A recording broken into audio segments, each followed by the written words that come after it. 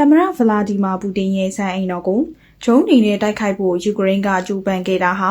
ရုရှားရဲ့အဓိကအသေးနှလုံးကိုထိုးနှက်ဖျက်ဆီးဖို့ကြိုးပမ်းတဲ့လုပ်ရပ်ဖြစ်တယ်လို့ရုရှားလွှတ်တော်ကာလုံဥက္ကဋ္ဌဗိုလ်ချုပ်ကြီးဟောင်းအန်ဒရီကာတာပိုလော့ဖ်ကဒီဇင်ဘာလ29ရက်ညပိုင်းကရုရှားအစိုးရသတင်းဌာနတွေကိုပြောကြားခဲ့ပါတယ်။ရုရှားအနေနဲ့ယူကရိန်းနေပေါ်ကိုညီကိုဆွေမျိုးသားချင်းတွေလိုယူဆပြီးအထူးစစ်စင်ရေးအဆင့်နဲ့ပဲဆင်နွှဲနေကြတာပါ။ရုရှားရဲ့သဘောထားကြီးမှုပေါ်ကိုခွင့်ကောင်းယူပြီးပူတင်ကိုလောက်ကြံဖို့ကြိုးပမ်းလာတာကိုတော့ခွင့်လွတ်နားလည်ပေးလို့မရတော့ဘူးလို့လည်းကာတာပိုလော့ဖ်ကပြောကြားသွားခဲ့ပါတယ်။သမ္မတပူတင်ဟာရုရှားပြည်သူအလုံးဖြစ်တည်ရှင်သန်ရေးအတွက်အဓိကတော့ချက်ဖြစ်တယ်လို့သမ္မတပူတင်ကိုတိုက်ခိုက်ဖို့ကြိုးစားတာဟာရုရှားအလုံးကိုတိုက်ခိုက်တာလို့ယူဆရမယ်။သမ္မတပူတင်ကိုတိုက်ခိုက်ဖို့ကီယက်အစိုးရကကြိုးစားခဲ့မှုပေါ်ကို